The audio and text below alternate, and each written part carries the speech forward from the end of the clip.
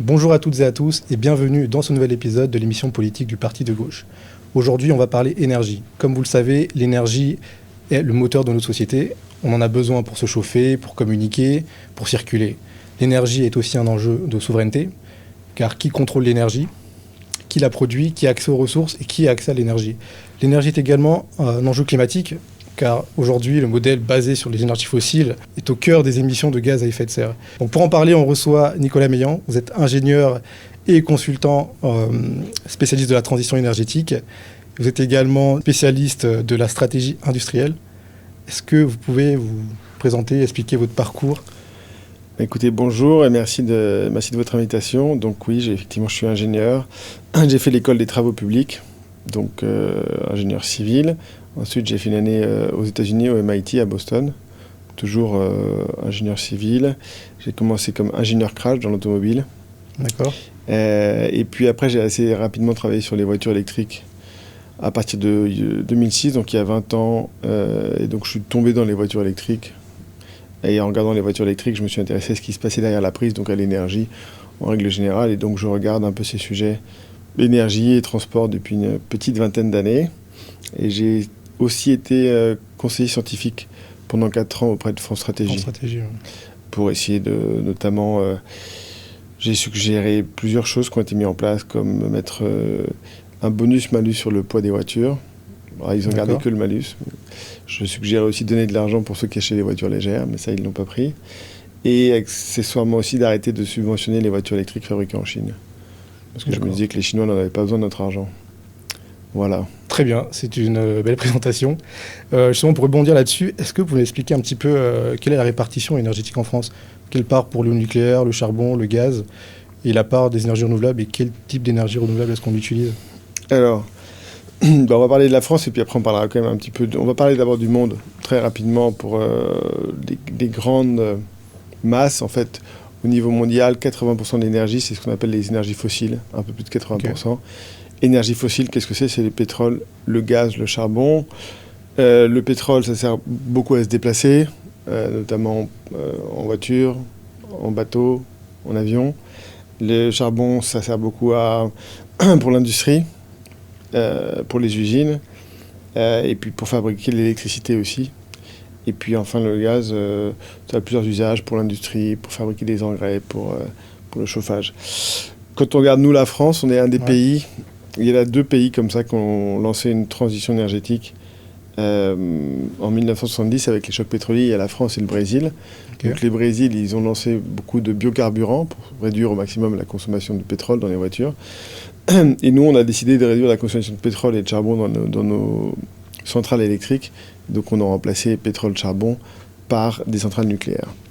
Et donc aujourd'hui, ce qu'il faut avoir en tête, c'est que dans les consommations d'énergie, la moitié, c'est l'électricité. Okay. L'autre moitié, c'est du pétrole et du gaz. Donc, par exemple, chez vous, vous avez une chaudière à gaz, vous utilisez du gaz. Dans votre voiture, tout le monde ne roule pas en voiture électrique, donc vous mettez du pétrole. Et quand on prend donc la moitié, c'est l'électricité. Et dans l'électricité, on a en gros 80%, un peu moins de 80%, peut-être 70%, c'est du nucléaire. On va avoir ensuite 10 à 15% hydraulique. Hydraulique, on était les champions du monde. C'est nous qui avons fait ça au début du XXe siècle, ce qu'on appelait la houille blanche. Et puis après, donc on est à 85. Après, on va avoir peut-être 5% de gaz, dont on a besoin pour passer les pointes, notamment en hiver. Et puis après, je pense que le solaire plus l'éolien, ça doit être à peu près 5 à 10%. D'accord, okay. Donc ce qu'il faut savoir, c'est que voilà, on a 90% de notre électricité qui est décarbonée, et ce qui fait que grosso modo, en fait, on a presque la moitié de notre énergie qui est décarbonée, ce qui est un record pour un grand pays, un très grand pays, d'avoir autant de son énergie qui est décarbonée. Je vous donne un exemple, l'Allemagne par exemple, qui a tendance à nous critiquer sur le fait qu'on n'a pas assez de renouvelables. Eux, ils n'ont que 25% de leur énergie qui est décarbonée. Nous, on en a 2 fois plus, et d'ailleurs on ne se permet pas de leur donner une leçon, alors qu'on pourrait. Effectivement. Et d'où est-ce que viennent les matériaux dont on a besoin pour produire cette énergie ? Je pense au nucléaire par exemple. Le nucléaire, c'est beaucoup de... Une centrale nucléaire, c'est beaucoup de béton, c'est beaucoup de tuyaux. C'est une forêt de tuyaux. C'est vraiment une grande usine de tuyaux. Donc, les tuyaux, je ne sais pas, j'imagine que c'est je ne peux pas vous dire. J'imagine que c'est de l'aluminium, je ne sais pas. Honnêtement, le béton, c'est du ciment et de l'eau, si je dis pas de bêtises, et des granulats. Ouais, c'est ça. Et puis après, non, la question des métaux, elle va plutôt se poser peut-être un peu plus sur les énergies renouvelables, où là, on va retrouver quelques métaux, quelques aimants, quelques terres rares, quelques métaux un peu plus rares, du cuivre. Et donc ça, c'est des métaux qu'on n'a pas chez nous, mais comme on n'a pas non plus l'uranium chez nous, et comme on n'a pas non plus de pétrole chez nous, enfin on en a mais on ne veut pas l'utiliser, et comme on n'a pas de gaz. Donc de toute façon, quelles que soient les formes d'énergie, il n'y a pas d'énergie propre, ça n'existe pas vraiment. En fait, il y a certaines dépendances qu'on va construire vis-à-vis de certains pays. Par exemple, le pétrole. Forcément, pétrole et gaz, vous avez des dépendances avec les plus grands producteurs. Donc les plus grands producteurs de pétrole, c'est qui ? C'est les États-Unis, c'est la Russie, c'est l'Arabie Saoudite, l'Iran, un peu la Chine. Quand on regarde le gaz, ça va être, on va retrouver les États-Unis, la Russie, et là on va retrouver aussi le Qatar, l'Australie. Donc on a des dépenses à d'autres pays. L'uranium, on a perdu comme on a été sorti d'un certain nombre de pays africains, on a aussi perdu l'accès à l'uranium. Je pense peut-être au Tchad, par exemple, plus récemment. Donc en France, c'est un peu la problématique, qui est une problématique aussi de souveraineté, c'est qu'il faut... on ne sera jamais, entre guillemets, avec du 100% made in France en énergie, mais il faut s'assurer d'avoir les bons partenaires. Si je prends l'exemple du gaz, l'Union européenne, pas que la France, la Russie faisait partie d'un des principaux fournisseurs de gaz de l'Union européenne. L'Union européenne avait d'ailleurs augmenté ses approvisionnements depuis 2014. D'accord, donc on avait déjà eu Maïdan, on avait déjà eu l'annexion de la Crimée, mais on est passé de 2014 à 2022 de 30 à 40% de gaz russe. Et puis là, avec l'invasion de l'Ukraine, donc l'Union européenne cherche à se débarrasser du gaz russe. On a fait un plan pour s'en débarrasser en 2027, si je ne dis pas de bêtises. Et donc pour le remplacer, a priori, que par du gaz américain. Mais sauf que le gaz américain, c'est du gaz de schiste. Donc c'est pas la solution idéale non plus en termes d'environnement. Mais bon, souvent l'environnement, c'est quand même un peu loin des yeux, loin du cœur. Au second plan en général. Voilà. Et puis après, Donald Trump, c'est notre interlocuteur. Donc aujourd'hui, alors ça les arrange aujourd'hui parce qu'on est en train de négocier des droits de douane. Donc on va leur dire, on va t'acheter le plus possible de ton gaz très polluant, ça va bien se passer. Mais est-ce que Donald Trump est beaucoup plus fiable que Vladimir Poutine ? Je ne sais pas. C'est pas sûr. C'est pas sûr. Mais justement, quand on ne contrôle pas la chaîne de valeur comme ça, comment est-ce qu'on fait pour être un pays souverain énergétiquement ? Déjà, on essaie d'en consommer le moins possible. Donc consommer le moins possible, ça ne veut pas dire qu'il faut plus se chauffer. Hein.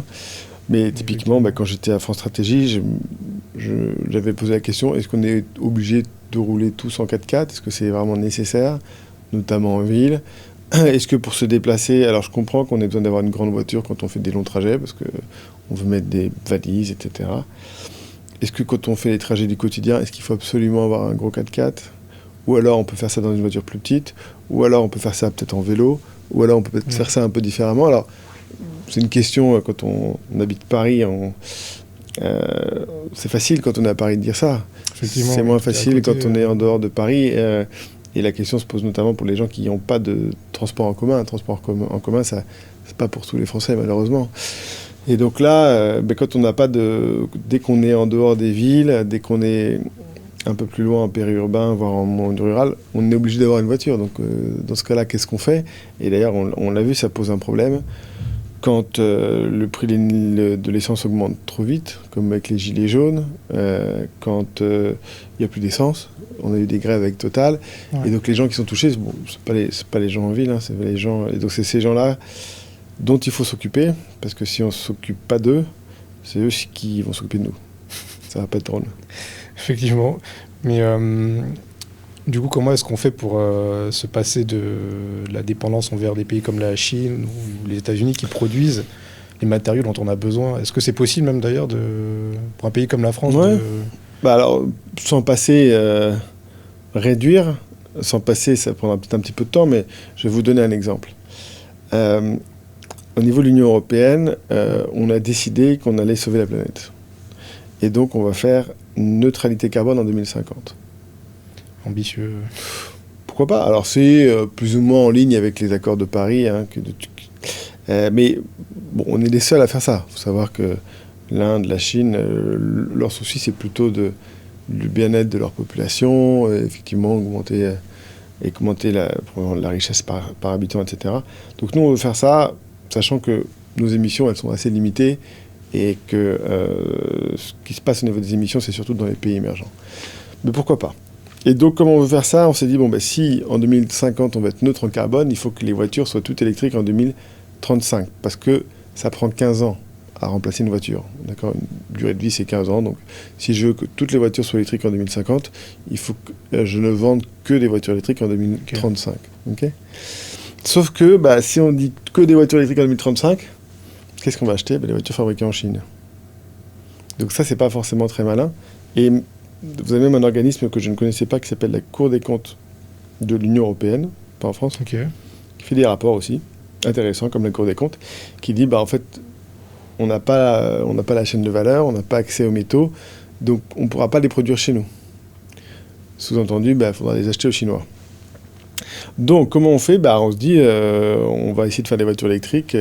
Alors déjà, on se dit un truc intelligent, c'est que plutôt que de se dire, on va essayer de vendre que des voitures électriques chinoises en 2035, notre problème, c'est de se passer du pétrole, parce qu'on n'en a pas. Essayons, par exemple, en 2030, de se déplacer sans pétrole pour les trajets du quotidien. Pourquoi je fais la différence? Parce qu'en fait, les trajets du quotidien, c'est 80% des trajets qu'on fait, des kilomètres qu'on fait, mais c'est des petits trajets. C'est des trajets de 20, 30, 40 km. Et donc, quand c'est des petits trajets, c'est que c'est plus facile pour avoir une alternative à la voiture. Donc, déjà, on peut le faire avec une petite voiture.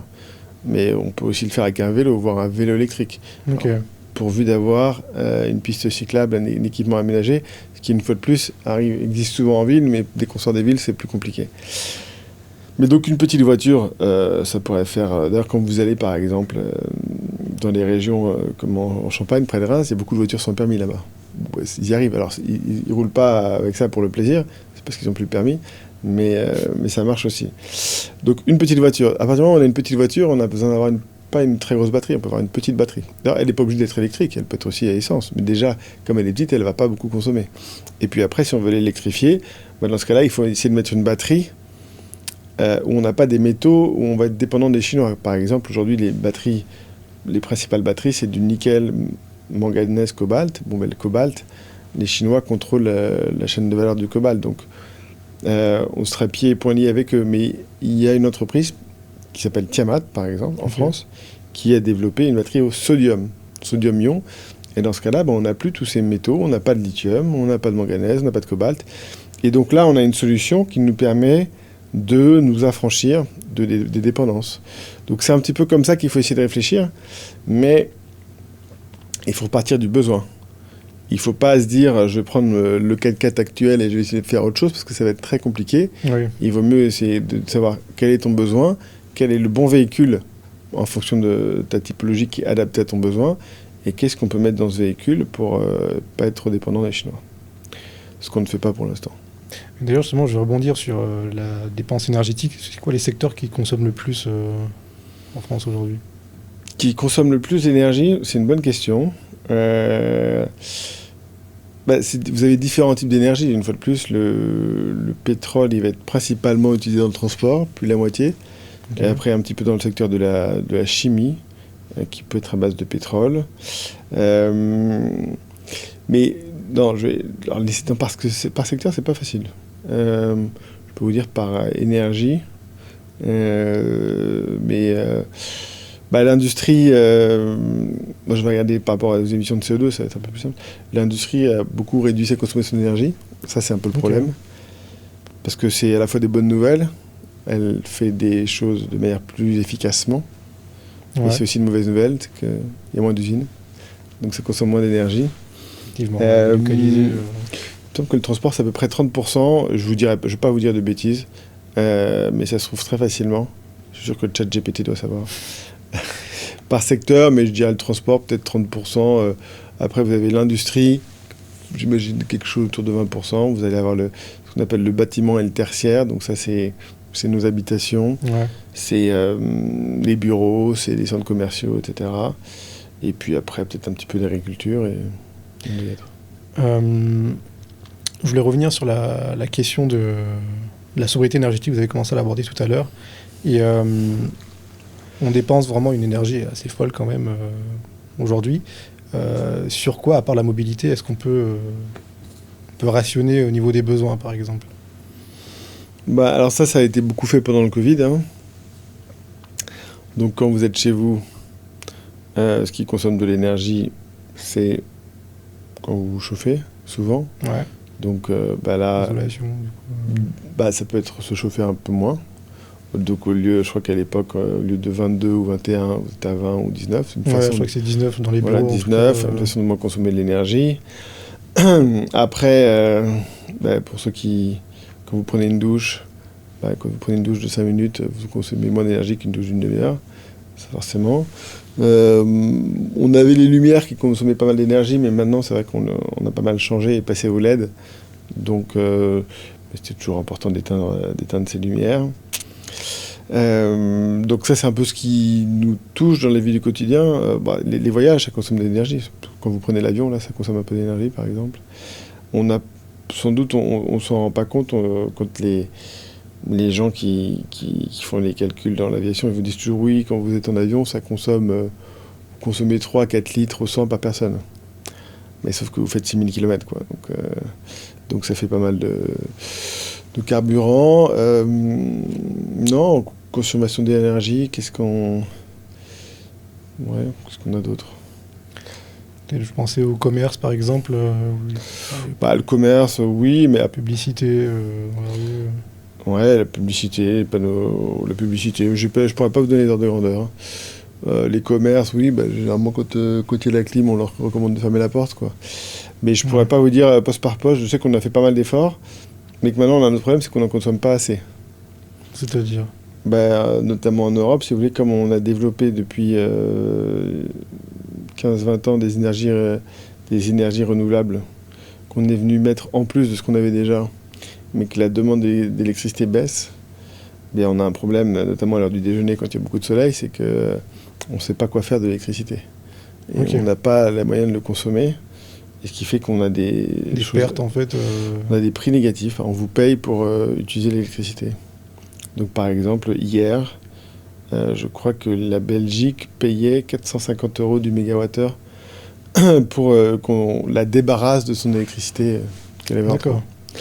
Donc ça, c'est un petit problème qui est d'ailleurs lié à l'électricité. Comme elle ne se stocke pas, en fait, il faut en permanence la consommer ou l'évacuer. Et donc ce qui fait qu'on a cette petite anomalie qui d'ailleurs probablement, mais on parle bien sûr avec des hypothèses, probablement à l'origine du blackout en Espagne qu'on a eu récemment le 28 avril. Et donc là, on passe d'un monde où on n'avait pas assez d'énergie, parce qu'on a eu nos problèmes sur nos réacteurs nucléaires, à un monde où on en a trop. Ce qui est étrange. Et contre-intuitif, parce que quand je vous parle de moins 450 € du mégawattheure, les Français, ils ne savent pas ce qui va sur leur facture, a priori. Justement, c'est quoi le mécanisme qui fait qu'on a trop d'énergie, donc on est censé limite, comme vous avez dit, être payé pour en consommer, et le fait que l'augmentation...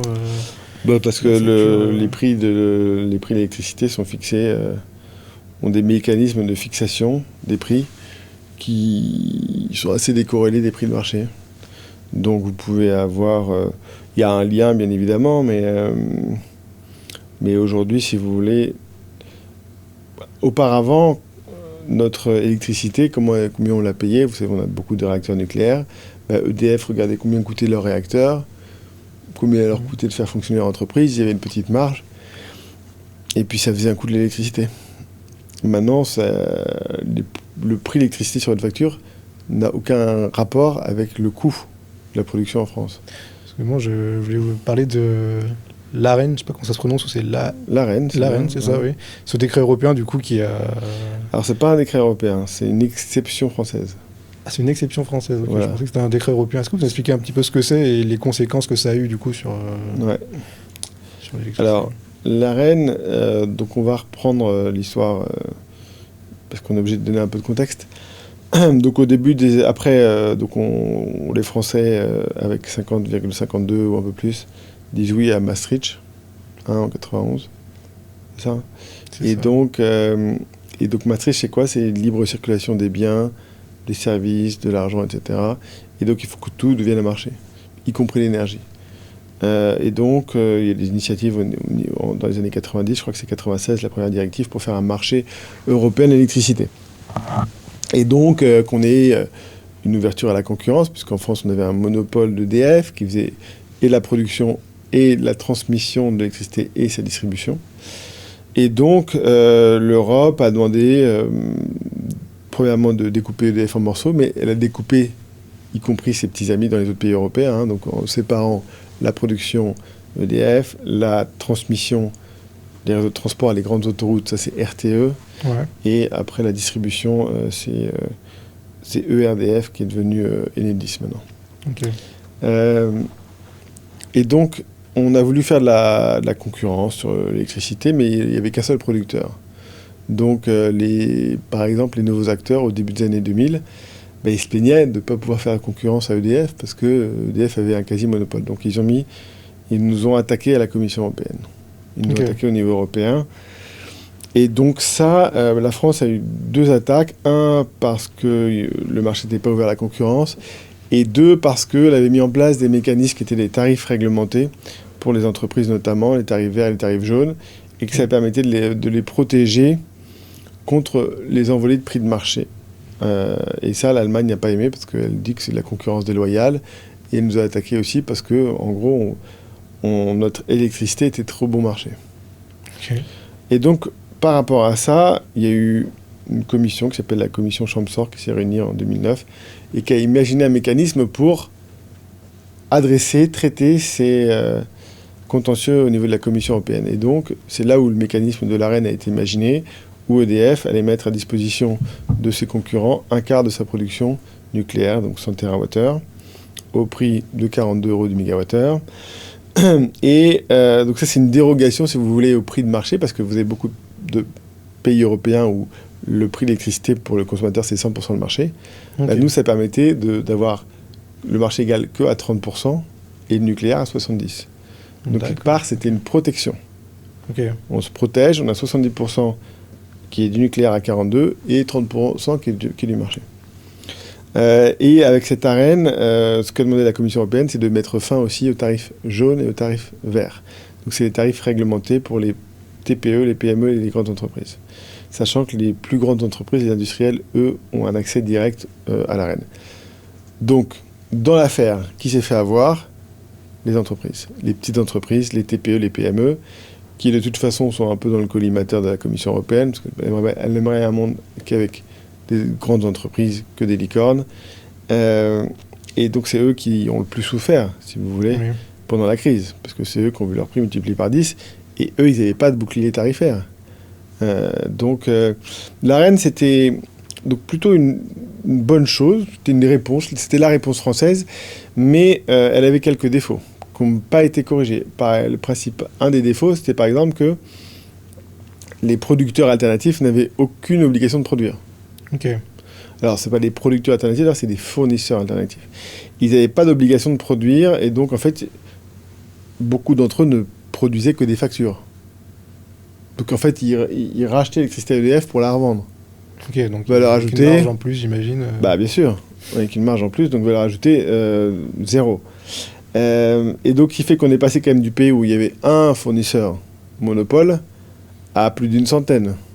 Ah oui, ok. Donc, on se dit peut-être que de la concurrence, c'est bien, je ne sais pas, quelques concurrents, mais 100, on a peut-être un petit problème.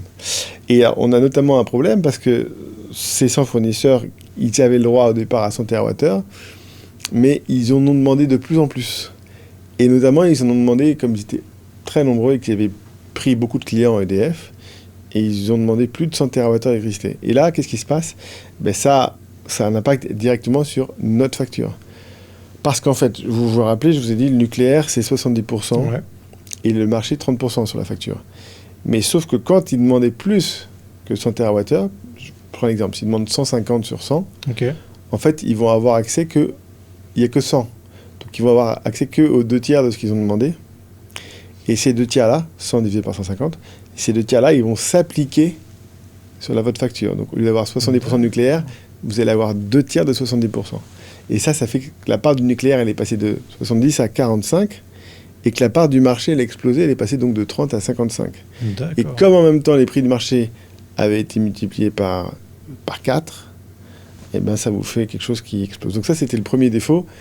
Et donc, une manière de corriger, ça s'appelle l'écrêtement.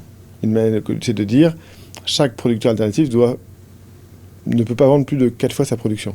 Donc, ça les oblige à produire quelque chose. Et donc, comme ça va en enlever 80%. Et on n'aura plus ce phénomène où ils ne demandent plus de 100 TWh. Ce sera terminé.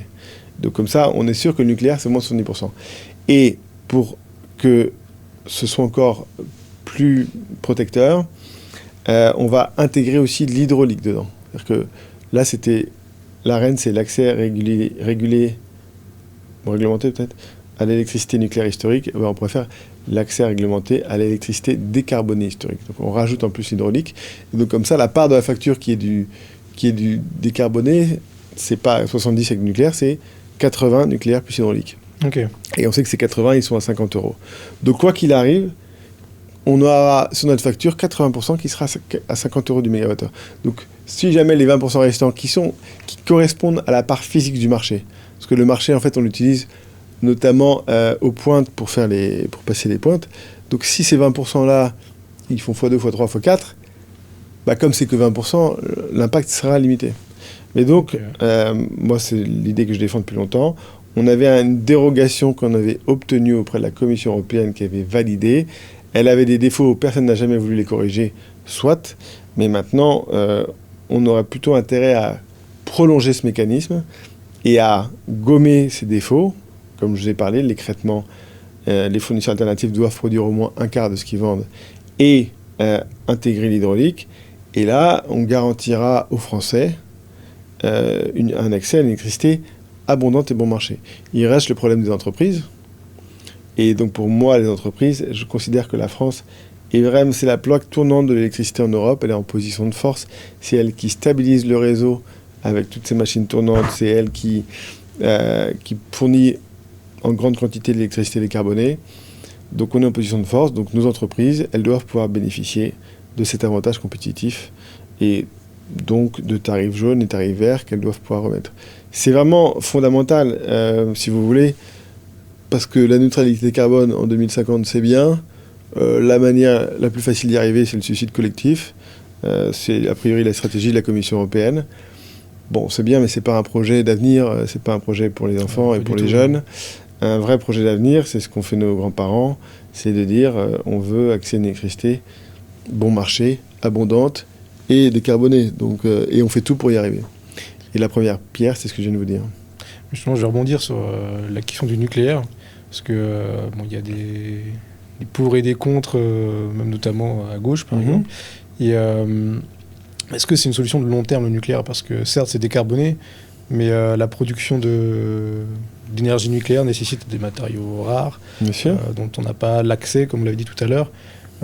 Est-ce que c'est une solution là plutôt de court-termiste, ou pour vous, c'est sur le long terme, c'est envisageable, notamment avec les conséquences que ça peut avoir au niveau stratégique par rapport à frappe? Alors, très bonne question.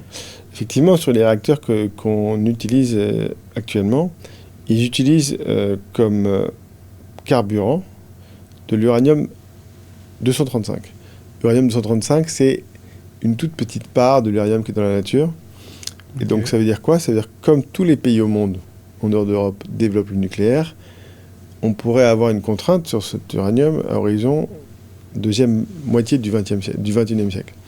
Et donc il faut faire un peu attention, effectivement.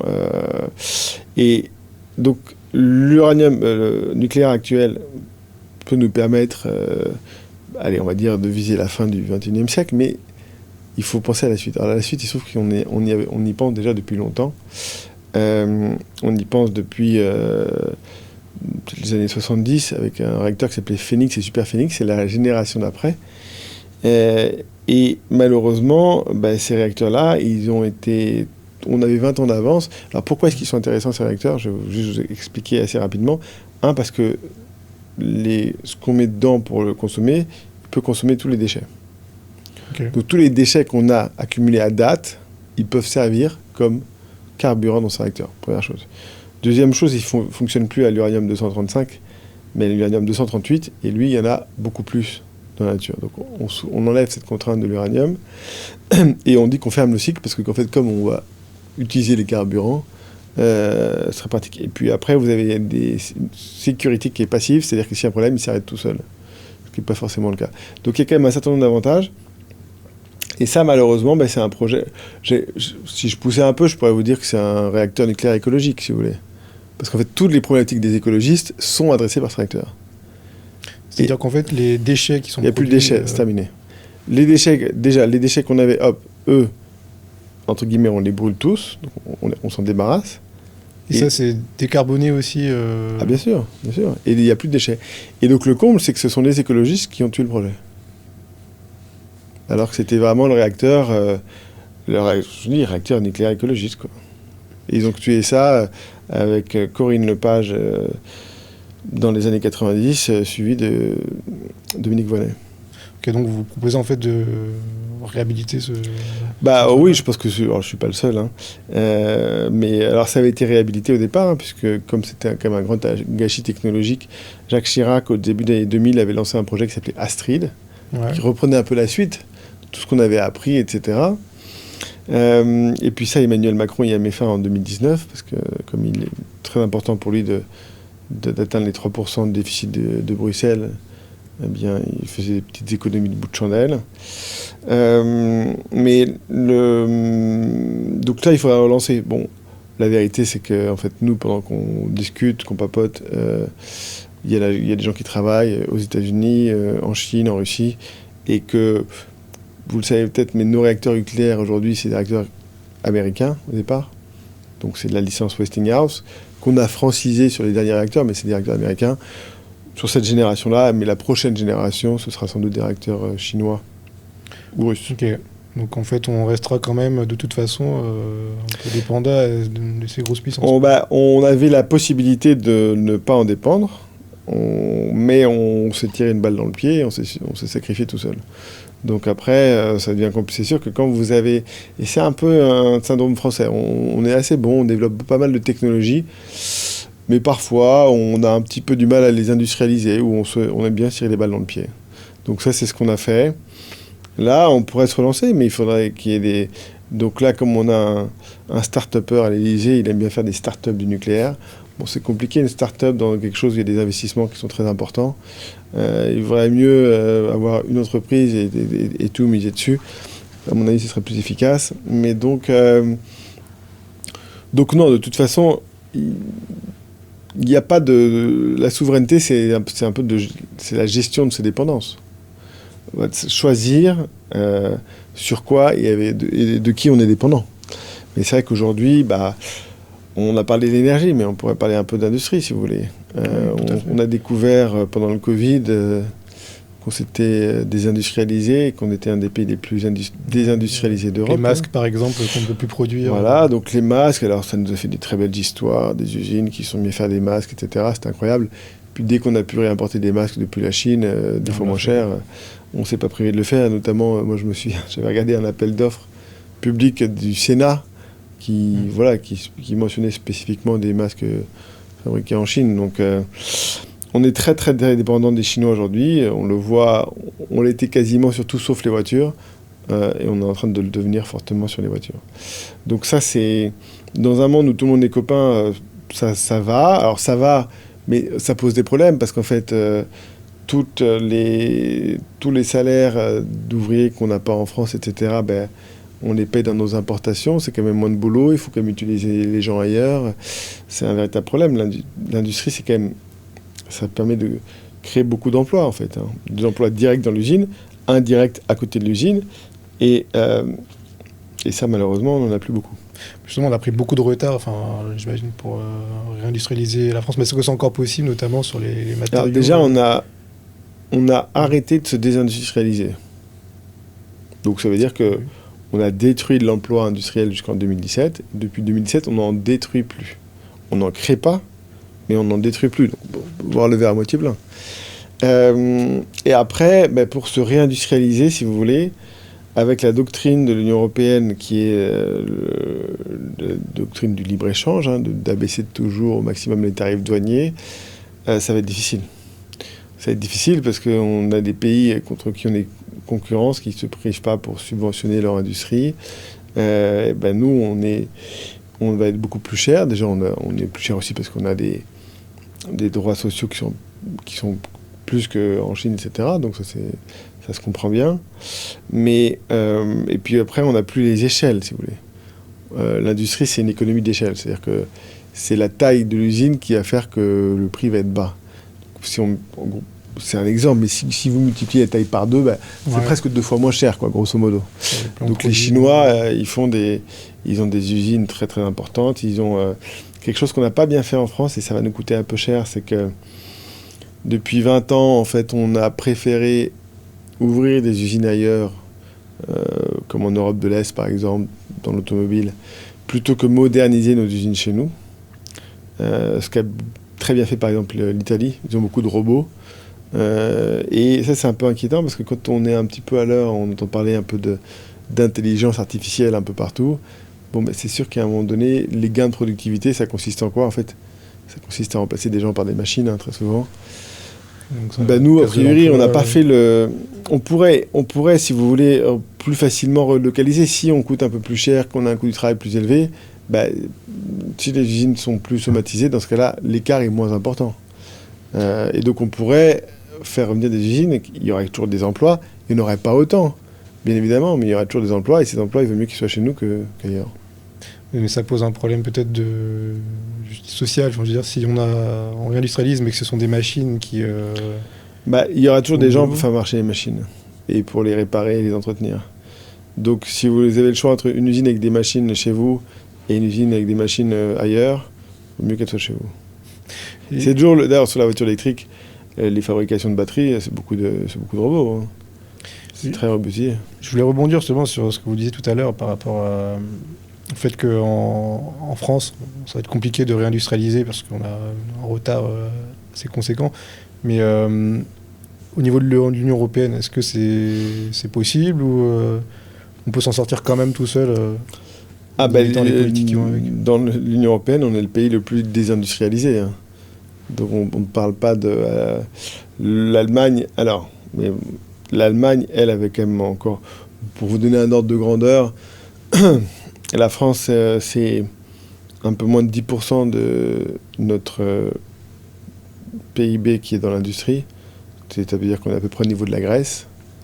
L'Allemagne, c'est plutôt le double, 20%. Alors, une fois de plus, il faut toujours prendre ces chiffres avec des pincettes, parce que qu'est-ce qu'on met dans le PIB, etc. Mais il faut voir que nous, ça a quand même beaucoup diminué. Et en Europe, le problème, en Europe et notamment en Allemagne, c'est qu'auparavant, on avait accès à une énergie bon marché. Nous, en France, l'électricité. Et l'Allemagne avait mis en place aussi des accès pour avoir le gaz russe pas cher. Mais ça, c'est terminé.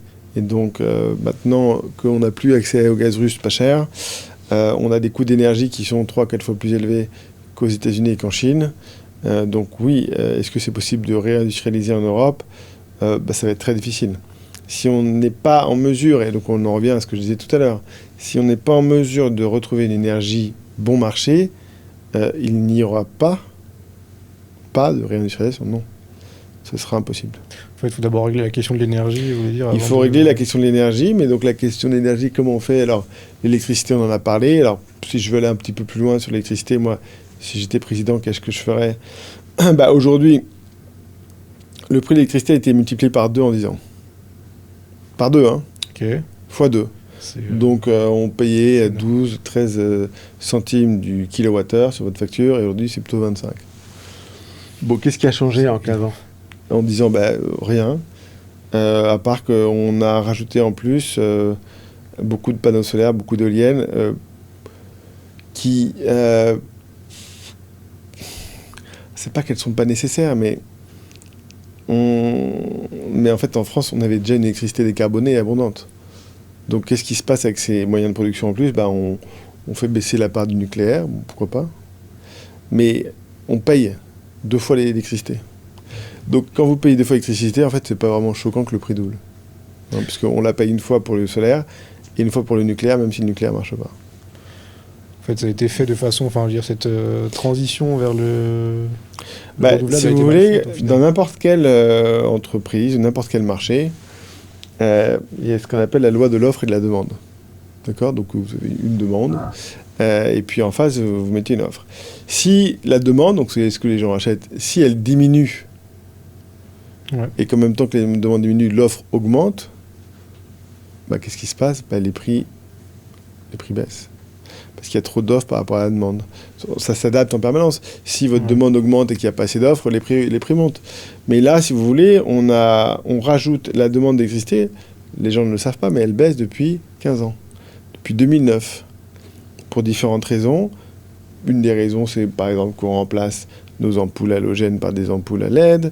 L'autre raison, c'est qu'on chauffe un peu moins, qu'on met à 19 plutôt qu'à 21. L'autre des raisons, c'est qu'on fait un peu d'efficacité énergétique dans les usines. Et une autre raison, c'est qu'on a fermé des usines. Bref, un certain nombre de facteurs qui fait que ça baisse. Ok. Ça baisse. Et par rapport à ça, ça baisse, mais en face, on met beaucoup plus de moyens d'électricité. Il y a un moment donné, si vous voulez, on paye 2 fois, quoi. C'est comme si vous aviez une voiture et que au lieu d'en avoir une, vous en avez 2. Vous utilisez les 2 à 50%. C'est pas choquant. Effectivement. Mais peut-être que vous n'avez pas besoin des 2 voitures. C'est ça la question. Justement, comme vous parlez de voitures et mobilité, tout à l'heure vous avez commencé un peu à expliquer qu'il faudrait alléger du coup les voitures individuelles. Est-ce que vous proposez en fait concrètement par exemple pour des grandes villes comme Paris, j'imagine qu'il y a plein de solutions que vous allez proposer au niveau du vélo, peut-être la voiture partagée, et pour les régions plus périphériques, est-ce que juste alléger les voitures c'est la seule solution ? Il y a peut-être d'autres choses à faire peut-être pour... Alors, alléger les voitures, c'est pas juste... on est obligé de réduire un peu la taille des voitures. Hein. Pour les alléger, c'est pas juste remplacer avec des matériaux plus légers.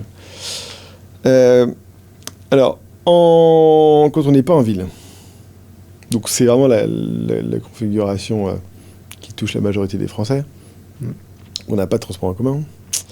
Et là, en fait, le moyen de transport, pas forcément évident à mettre en place, mais qui fonctionne quand c'est mis en place, c'est de se dire... En fait, le moyen de transport qui existe, c'est les voitures. Et les voitures, quand elles vont le matin au travail, elles sont avec une seule personne. Donc il y a 4 places. Voiture individuelle.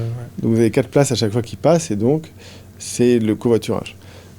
On appelait ça l'autostop avant, mais là on est vraiment sur le covoiturage, notamment domicile-travail. Juste pour un exemple, dans Paris, en région parisienne, le taux d'occupation des voitures pour aller au travail en Ile-de-France, c'est 1,06 personnes par voiture. Donc 1,06 pour 4 ou 5 places, peut-être qu'on peut faire mieux. Et si jamais on passait de 1,06 à 1,2, on augmente de 10%, c'est pas significatif, on supprime tous les bouchons d'un coup. Okay. Donc c'est très très sensible à ça. Donc il y a des entreprises qui font ça assez bien, mais pour pouvoir faire du covoiturage, ça veut dire quoi ? C'est-à-dire que vous, hier, vous allez à votre travail tout seul en voiture, peinard, avec votre musique, votre radio, seul au monde, et que là, vous n'allez plus être seul au monde, vous allez prendre un collègue avec vous. Ce qui peut être sympa de prendre un collègue, mais c'est une contrainte. Et donc, comme le transport en commun, vous le savez, est subventionné par la collectivité, il faut que pour que ça fonctionne, il faut aussi que ce soit subventionné. En fait, le transport en commun de demain, c'est vraiment le covoiturage, ou c'est le transport en commun de ceux qui n'en ont pas. Donc, après, si vous covoiturez dans une petite voiture, tant mieux ou encore mieux. Mais c'est vraiment ça. C'est ce qui se fait concrètement de toute façon déjà. Hein. Moi, personnellement, quand j'étais petit, ça s'appelait des conduites pour aller revenir au lycée. C'est ce que vous faites pour aider parfois, notamment les personnes âgées. C'est ces gens-là qui peuvent plus se déplacer. Comment est-ce qu'ils vont faire pour pouvoir se déplacer ? Donc ça, c'est vraiment le principal levier. Et puis c'est le levier, entre guillemets, pour voir les solutions qui marchent, il faut aller dans les pays pauvres. Dans les pays pauvres, vous allez au Mexique, qui n'est pas complètement un pays pauvre non plus, hein, mais vous avez ce genre de... Alors, je ne sais plus comment dire, les collectivos, je crois. Collectivos, ouais. Et donc ça s'arrête, les gens sont au bord de la route, et puis ça s'arrête, ça prend des gens, ça les fait descendre quand ils veulent. Voilà, ça c'est efficace. Après en ville, en ville, de toute façon, quand vous avez moyen et que c'est possible de le faire en vélo, déjà c'est sympa. Et puis, beaucoup de gens le font et c'est plus pratique que d'être en voiture. Mais souvent, on prend la voiture parce qu'on n'a pas forcément le choix. On doit emmener ses enfants à l'école, on doit faire un trajet particulier. Un trajet à faire. Voilà. Alors, les enfants, oui, bien sûr, il y a le vélo cargo, bien évidemment. Mais tout le monde n'a pas forcément... ça peut être aussi un petit peu dangereux, le vélo cargo. Donc, il faut faire un petit peu attention. Donc, il n'y a pas que les voitures plus légères. Moi, ce que je dis pour arriver, et ça, j'ai oublié de le dire tout à l'heure, donc je reprends le fil de ce que je disais, c'est qu'au lieu de viser 100% électrique en 2035, il faut viser 80% de la mobilité du quotidien sans pétrole en 2030. Donc, 80% de la mobilité, c'est la mobilité du quotidien, c'est ce que je disais, 80%. Ouais. Et donc là, en ville, se passer de voiture, là, je n'ai pas besoin de faire de dessin. Le transport en commun. Voilà, le transport en commun, le vélo, les pieds, ça marche aussi de temps en temps. Donc là, on est capable d'y arriver. Là où c'est compliqué, c'est quand on n'est plus en ville. Ouais. Et donc c'est là où on peut effectivement avoir ces petites voitures électriques. Moi, j'étais prêt, quand j'étais à France Stratégie, de donner un bonus de 4 000 € pour une voiture de 800 kg. Électrique. Donc ça, pour aider les gens et les inciter à avoir des voitures légères. Et puis après, dans ces voitures légères, on peut monter à 2 dedans, voire à 3 dedans. Donc là, on se passe au maximum de ces voitures et de ce pétrole que l'on n'a pas. Et qui, même si pour l'instant, alors on est sur des prix qui sont limités, mais on est quand même à la merci d'une augmentation du prix, d'une réduction de la production et une semaine sans pétrole, une semaine sans carburant, le pays s'arrête. Hein.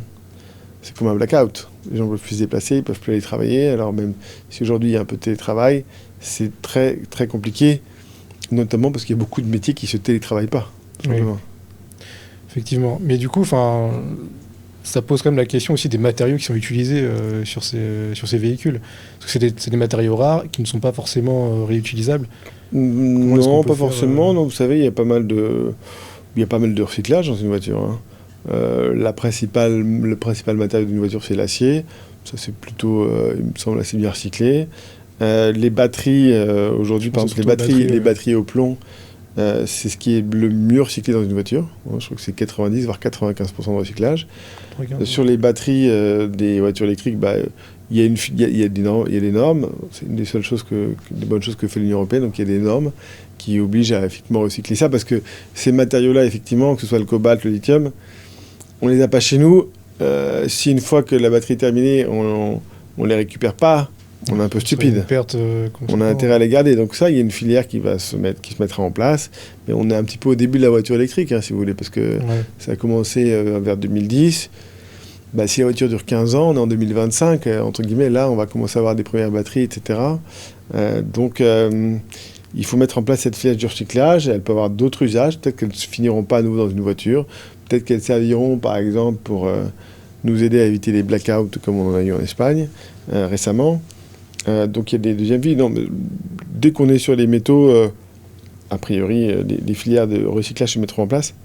Le problème, souvent, c'est que le recyclage, comme ça nécessite de la main-d'œuvre, parce qu'il faut défaire les éléments avec des tournevis un peu à la main, souvent une batterie recyclée, elle va coûter plus cher qu'une batterie neuve qui est faite par des robots, grosso modo. Okay. Donc c'est un petit peu la complexité de l'affaire. Et techniquement, vous avez parlé de la main-d'œuvre, mais techniquement, c'est simple à faire Je pense qu'il n'y a pas de contraintes technologiques particulières sur le recyclage. Donc, c'est toujours un peu compliqué de séparer les éléments. Hein, quand vous faites votre bouillie de métaux un peu différents, les séparer, c'est un peu de la cuisine. Hein. Donc c'est pas forcément évident, mais c'est faisable et c'est ce qui est prévu. Ok, très bien. Écoutez, je vous remercie d'avoir répondu à toutes ces questions. Si vous avez un dernier mot pour la fin, qu'est-ce que vous nous direz ? Moi, je pense que je vais réinsister sur ce que j'ai dit. Je pense que aujourd'hui, le projet de l'Union européenne, c'est le suicide. Moi, je trouve que c'est pas très porteur comme projet. Et puis surtout, c'est un suicide qui n'aura aucun impact sur le reste du monde, puisque c'est net zéro 2050. Donc je pense qu'il faut qu'on change un peu le logiciel. Le vrai projet, pour que les gens aient un avenir, un futur, on va devoir se réindustrialiser d'une manière ou d'une autre, comme le font les Chinois, comme le font les Américains. Si on veut se réindustrialiser, il faut une énergie bon marché, abondante, pour les Français, et surtout aussi pour leurs entreprises. Et donc il faut qu'on fasse le nécessaire pour aller chercher et retrouver cet atout compétitif que nous ont laissé nos grands-parents et qu'on est en train, en une génération, de gâcher à une vitesse grand V. Très bien. Merci beaucoup. Merci.